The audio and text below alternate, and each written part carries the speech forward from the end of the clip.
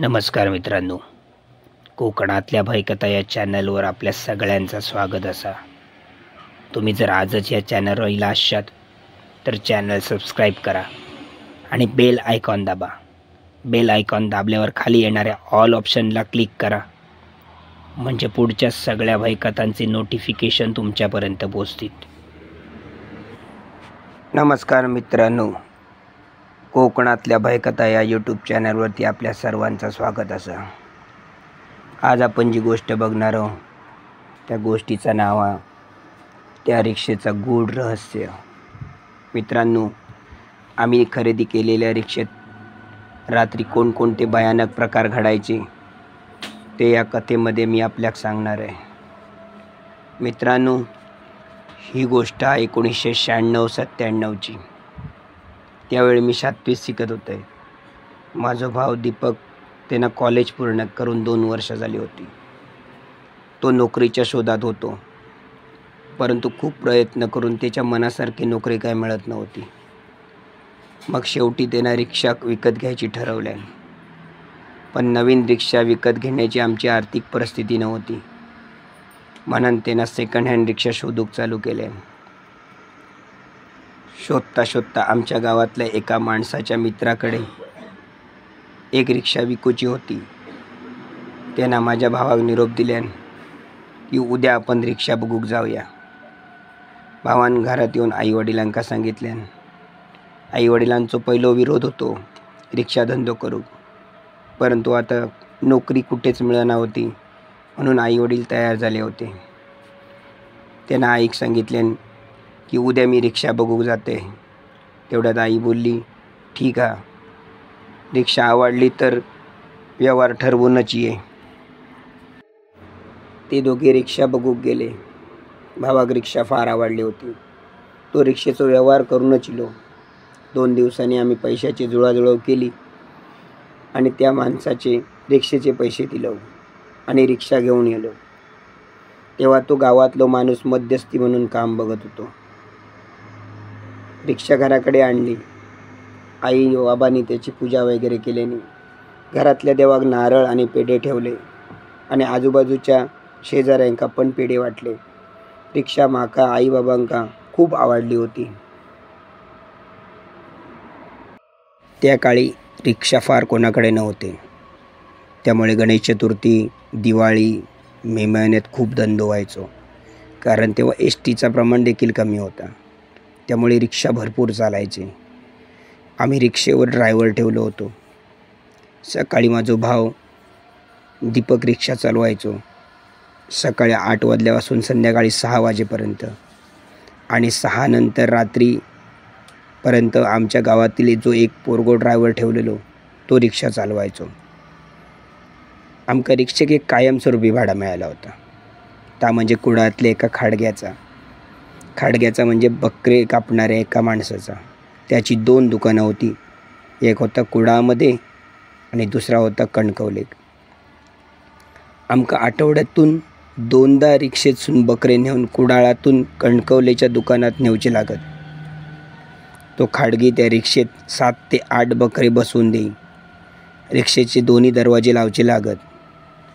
पण या भाडा नेण्यासाठी आमका रात्री 3 वाजता तरी कुडाळात पोचायचा लागा. आणि ते पोचल्यानंतर तो मग बकरे सोडून त्या रिक्षेत बसवून दे.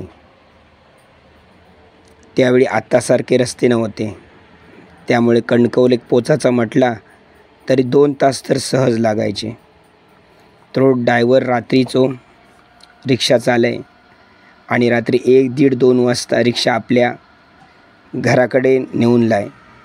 त्याचा घर थोडा रस्त्यापासून दूर होता. रस्त्याच्या कडेक तो रिक्षा लाय आणि घरात जाय. रिक्षेचे 2 चाव्या होते, एक माझ्या भावाकडे असायची आणि ते एक रिक्षा ड्रायव्हराकडे असायची.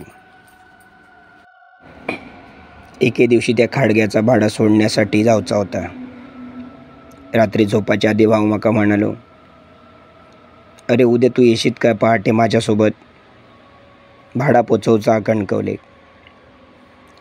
पण रात्री 2:30 वाजता तरी जाऊचा लागतला, कारण त्या ड्रायव्हराकडसून रिक्षा आणूची या. तो थोडो घाबरलेलो माका दिसलो. म्हणून मी म्हटलं की ठीक आहे, मी येते सकाळी तुझ्याबरोबर. आणि त्याच्याबरोबर जाऊक मी तयार झालो आहे. दुसऱ्या दिवशी बुधवार होतो. पहाटे जाऊचं असल्यामुळे आम्ही सगळे लवकरच झोपलो. आमका लगेच शांत झोप लागली. पहाटे 2:30 वाजता भावान म्हाका उठवलें. अरे उठ, जाऊचा हा ना आपल्याक भाडा सोडूक.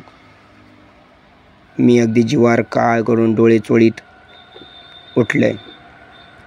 दोघांनी तोंड धुतला. भावान चाय केल्यान. दोघांनी चाय पिलो आणि आईक सांगितलं, आम्ही जाऊन येतो गे कणकवलेक. आई म्हणाली, सांभाळून जावा, रिक्षा जोरात मारू नकात. आणि आम्ही घरातून 2:45च्या दरम्यान दोघंही गावातल्या त्या रिक्षा ड्रायव्हराकडे रिक्षा आणू म्हणून निघालो. हातात छोटी बॅटरी होती. रिक्षेकडे पोचताच 3 वाजले होते. आम्ही रिक्षेच्या जवळपास इलो होतो. दोघांका आमका रिक्षा त्या काळाकुट्ट अंधारात अस्पष्ट दिसत होती. भावान खिशातली चावी बाहेर काढल्यान. इतक्यात त्या रिक्षेत कोणतरी बोलतत असो आमका आवाज येऊक लागलो. मी भावाक बोलले, थांब. अरे एवढ्या रात्री आपल्या रिक्षेत कोण बसले आहेत? घड्याळात बघितले तर 3 वाजले होते. भाऊ म्हणालो, जरा थांबाया आणि हसूनच बघूया, कोण ओळखीचा दिसता काय. इतक्यात त्या रिक्षेत पोरग्याच्या रडण्याचा आवाज येऊक लागलो. तो आवाज ऐकून आम्ही भियालो. म्हटलं, एवढ्या रात्री एवढा छोटा पोरग्या त्या रिक्षेत कोणाचं रडता? काय ड्रायव्हरन भाडा सोडूच्यासाठी म्हणून लोकांका बसवलेला की काय त्या रिक्षामध्ये, असं वाटायला लागला. पण आमची पुढे जाऊची डेअरिंग मात्र होत नव्हती. आणि थोड्या वेळाने पुन्हा बघतो तर रिक्षा थोडीशी हलल्यासारखी वाटली. मी माझ्या भावाक सांगितले, अरे रिक्षा हल्ली काय रे आता? तो म्हणालो, नाही रे, माका नाही वाटली. अरे होय, हल्ली रिक्षा आत्ता 5 फूट तरी पुढे येईल रिक्षा. तो म्हणालो, अरे काय माहीत काय होता रिक्षेत. इतक्यात त्या रिक्षेत आणि 2 माणसं मोठ्या मोठ्याने रडाक लागली, आमच्या मुलाक वाचवा, आमच्या मुलाक वाचवा, आमच्या मुलाक वाचवा, असं रडणारो आवाज येऊक लागलो. ह्यो सगळो प्रकार बघून आम्ही भयभीत झालो. ते थंडीचे दिवस असान पण दोघांचा अंग गरम झाला. छातीत धडधड सुरू झाली होती. मी भावाचा हात घट्ट पकडले, कारण मी काय तसं मोठो नव्हतोय. भाव पण थोडं घाबरत होतो. काय माहीत ह्याच्या अगोदर त्या रिक्षात ते का आणि एकदा अनुभव इलेलो असतात म्हणून तो घाबरत असतात. मी त्याका बोलले, आपण घराक जाऊया, ह्यो काहीतरी भुताटकीचो प्रकार दिसता, या काहीतरी वेगळा नाटक असा. तितक्यात रिक्षा पुन्हा एकदा 5-6 फूट पुढे चालली. आता मात्र भावान बघितल्यान. तो म्हणालो, अरे बापल्या, रिक्षा आता पुढे इली, तू बघितलं काय? तो म्हटला, मी आता नाही रे, मी मगाशी बघितलं आहे तेव्हा पुढे इली होती. तो म्हणता, नाही, मी आत्ता बघितलं आहे, रिक्षा पुढे इली. आणि असं म्हणता म्हणता त्या रिक्षेतल्या त्या 3 माणसांनी डोकी बाहेर काढल्यानी आणि आमका हाक मारूक लागले, आमका वाचवा, आमका वाचवा, या रिक्षेतून आमका बाहेर काढा, आमका वाचवा, आमका वाचवा. मी मात्र खूप घाबरले होते. मी भावाक बोलले, अरे आम्ही त्या रिक्षेकडे गेलो तर ती भूतं आमका मारून टाकतली.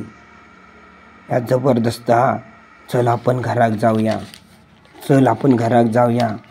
पण भाव म्हणाक लागलो, अरे त्या खाडग्याचा भाडा आपण जर नाही पोचवला तर त्याचा कणकवलीचं दुकान आज बंद रावतला, त्याचं नुकसान होतला आणि मग तो आमका आराडतलो. पण मी मात्र त्याचा कायच ऐकान घेऊक नाही. मी सांगितले, मी काय येऊचंही नाही, तू एकटो जातस तर जा, चल आम्ही घराच्या दिशेने मागे फिराया. मी त्याका सांगलंय, खाडग्या काहीतरी रिक्षेचं कारण सांगूक मिळत, त्याका सांगतो की रिक्षा चालूच होईना.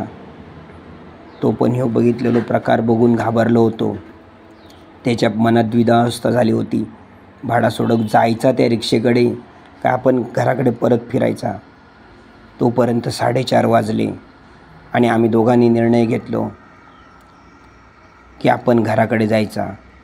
घराकडे जाऊक आम्ही पाटे वळलो.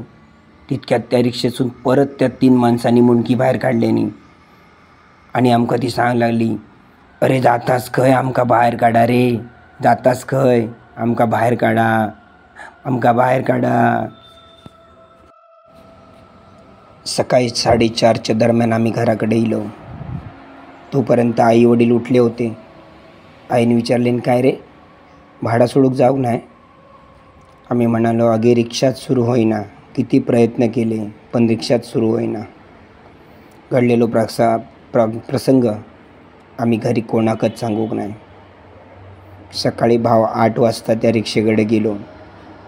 त्या रिक्षेत रात्री घडलेल्या खयच्याच घटनेचो मागमूस नव्हतो. रिक्षा होत्या त्या जाग्यावर उभी होती.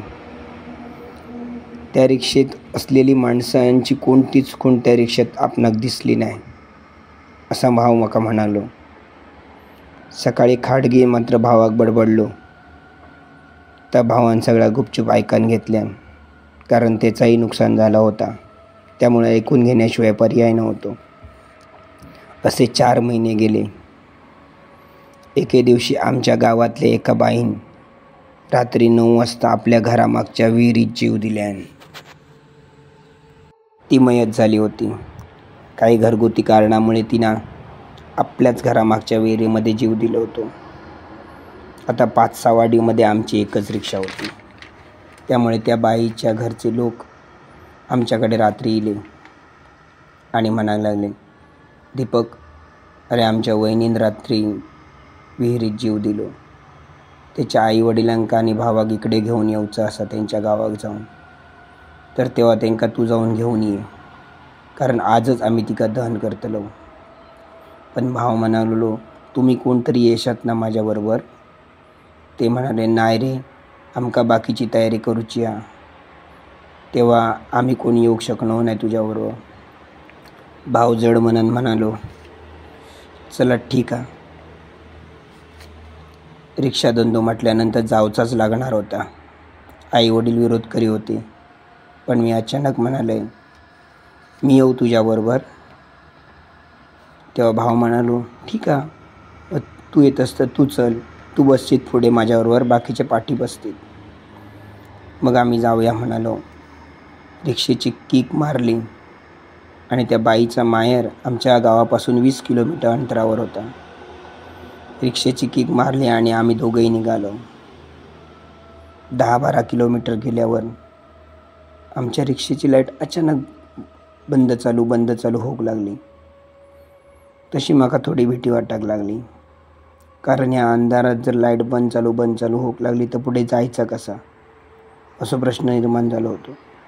तितक्यात थोड्या अगदी लाईट फुल पेटायला लागली आणि आम्ही दोघेंनी थोडेसे खुश झालो की आता लाईट फुल पेटली आहे, आता काय घाबरायची गरज नाही. आमची रिक्षा पुढे जात होती. इतक्यात मागे लहान पोरांच्या हसण्याचा आवाज येऊ लागलो. मी म्हटले, माझ्या बाजूक तर कोण बसलेला नाही आणि लहान पोरग्याचा हसण्याचा आवाज कसो काय येता? मी भावाक म्हणाले, अरे पाठी हसण्याचा आवाज येता रे लहान मुलाचो, मी पुढे येऊ काय तुझ्याबरोबर? तो म्हणालो, ठीक आहे, ये पुढे बस.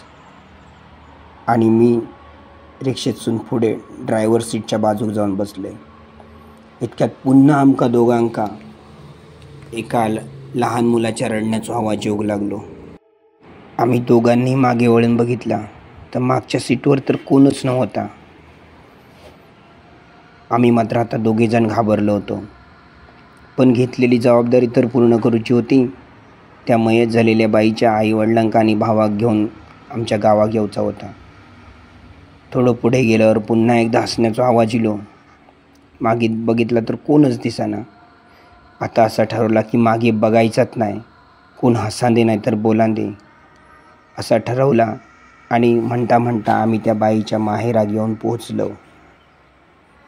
त्या जीव दिलेल्या बाईच्या भावाक जाऊन आम्ही सांगितला.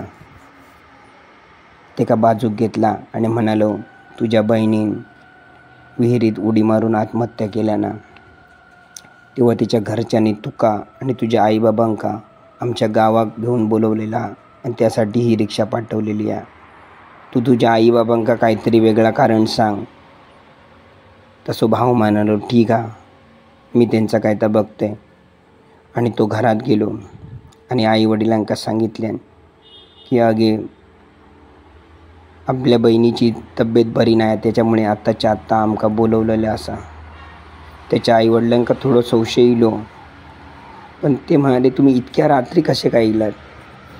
नाही, जरा जास्त सिरियस हा आम्ही बोललो, त्यामुळे तुमका आत्ताच्या आत्ता बोलवलेलं हा.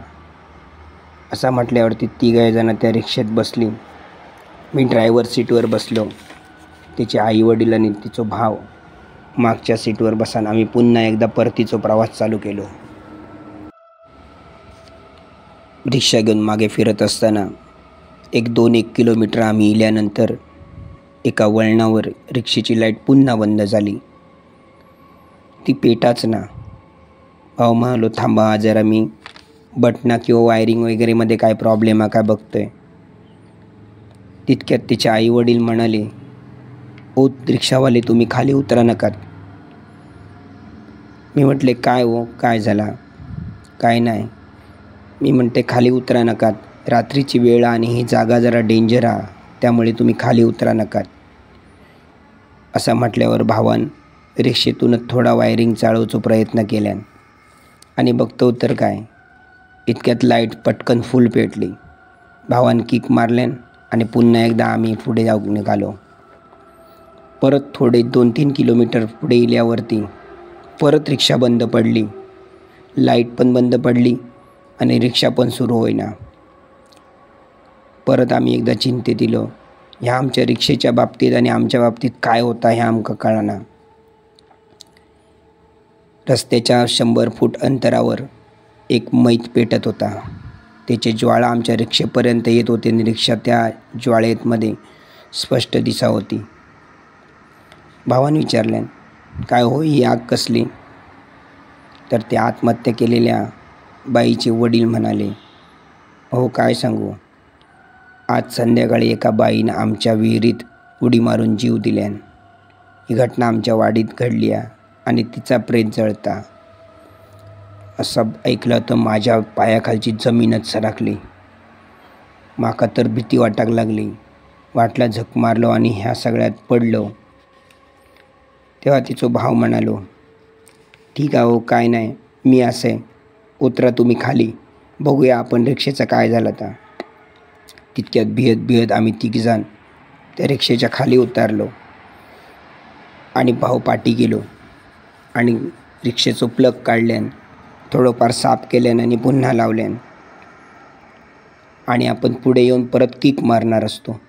तितक्यात पाठसून पुन्हा एकदा त्या लहान पोराच्या हसण्याचा आवाज मोठमोठ्याने येऊ लागलो.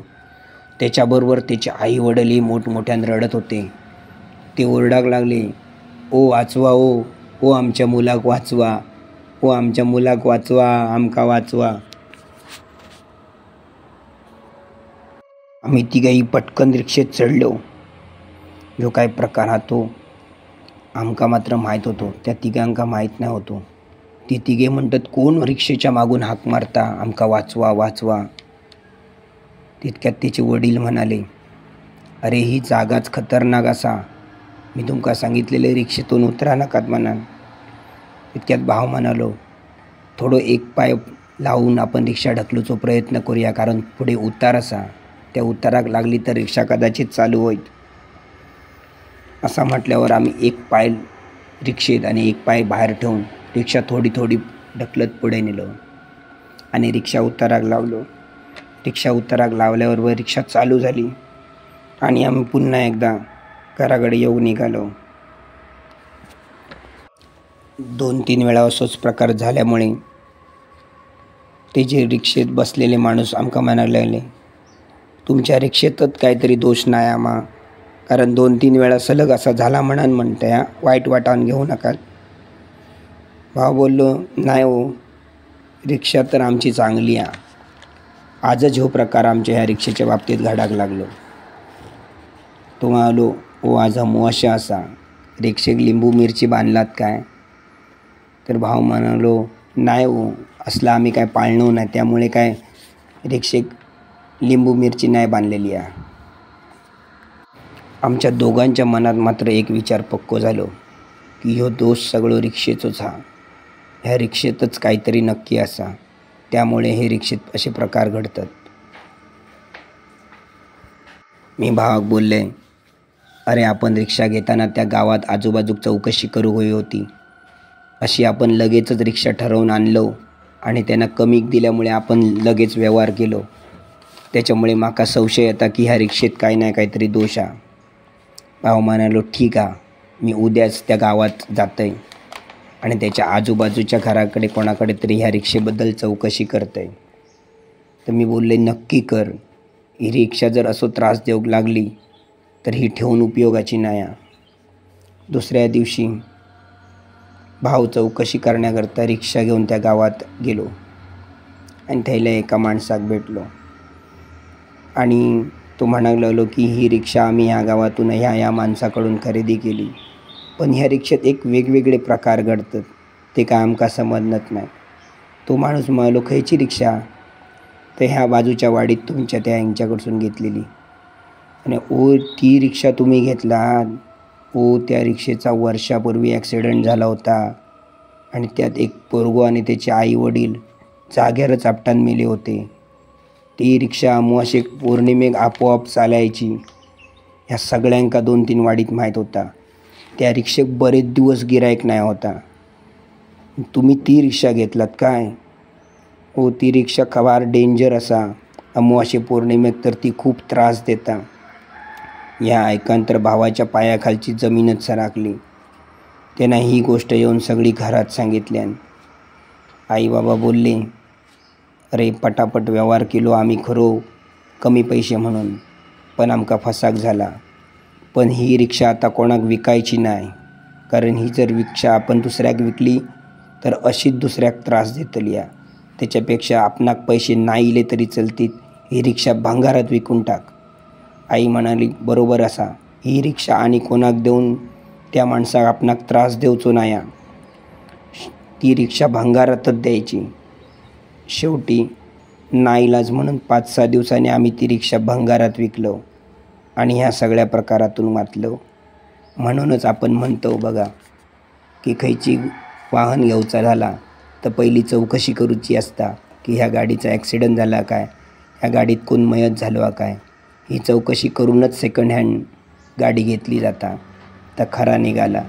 आम्ही कमी पैसे रिक्षा मिळता या नादात ती रिक्षा घेऊन फसलो होतो. कितीतरी पैसो त्या रिक्षेक आम्ही दुरुस्तीसाठी घातलो, पण ती आमका शेवटपर्यंत काही असा गेली नाही आणि शेवटी कवडी मोल भावानं आमका ती भंगारात विकूची लागली. मित्रांनो, ही गोष्ट जर तुमका आवडली असाल तर ह्या गोष्टीक जास्तीत जास्त लाईक करा, शेअर करा, कमेंट करा. आणि हां, पुढची एक नवीन कथा जर तुमका ऐकायची असेल तर चॅनलला सबस्क्राईब करू विसरा नका. धन्यवाद.